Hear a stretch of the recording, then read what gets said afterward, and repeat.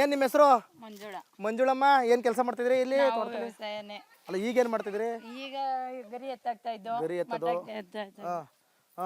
ಹಿಂಗೆ ತಂಪಾಗದ ತಾಳಿ ಇನ್ನೇನ್ ಕೆಲಸ ಮಾಡಕ್ ಬಿಸ್ಲೇನಿಲ್ಲ ನಿಮ್ಗಿಲ್ಲಿ? ಏನಿಲ್ಲ.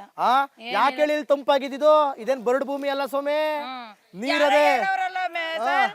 ಇಲ್ಲಿ ಯಾರು 10-5 ಜನನು ವ್ಯವಸಾಯ ಮಾಡಲ್ಲ ಅಂತ ಇದು ವ್ಯವಸಾಯ ಮಾಡ್ದಿರಾ ಬಂದಿದ್ಯಾ? ಅದಕ್ಕೆ ನಾವು ರಿಪಬ್ಲಿಕ್ ಕನ್ನಡ ನೋಡಮ್ಮ, ಅದ್ ಏನ್ ಬರಡು ಭೂಮಿ ಇದು ನೋಡಮ್ಮ ಅಂತ ಬಂದು. ಮತ್ತೆ ಇಲ್ಲಿ ಈ ಪಂಚಾಯತಿಲೆಲ್ಲ 6 ಲಕ್ಷ ಲೀಟರ್ ಹಾಲು ಹಾಕ್ತಾವ್ರಲ್ಲ, ಅದೆಲ್ಲಿಂದ ಬರ್ತಾ ಇದೆ? ಎಲ್ಲಿಂದ ಬರ್ತಾ ಇದೆ? ವ್ಯವಸಾಯ ಮಾಡಿದ ಹೈನುಗಾರಿಕೆ ಮಾಡ್ದಿರಾ ಬರ್ತಾ ಇದೆಯಾ? ಒಳ್ಳೆ ಮಲ್ನಾಡಿದಂಗ ಅದಲ್ಲ ಇದು, ಯಾವ್ದೋ ಶಿವಮೊಗ್ಗ ಚಿಕ್ಕಮಂಗ್ಳೂರ್ ನೋಡ್ದಂಗ ಆಯ್ತದ ನನ್ಗೆ. ವ್ಯವಸಾಯ ಮಾಡಿದ್ರೆ ಮರ ಎಲ್ಲ ಹಂಗೆ ಇದ್ದಿದ್ಯಾ ಸರ್? ಎಲ್ಲ ವ್ಯವಸಾಯ ಮಾಡೇ ತಾನೆ.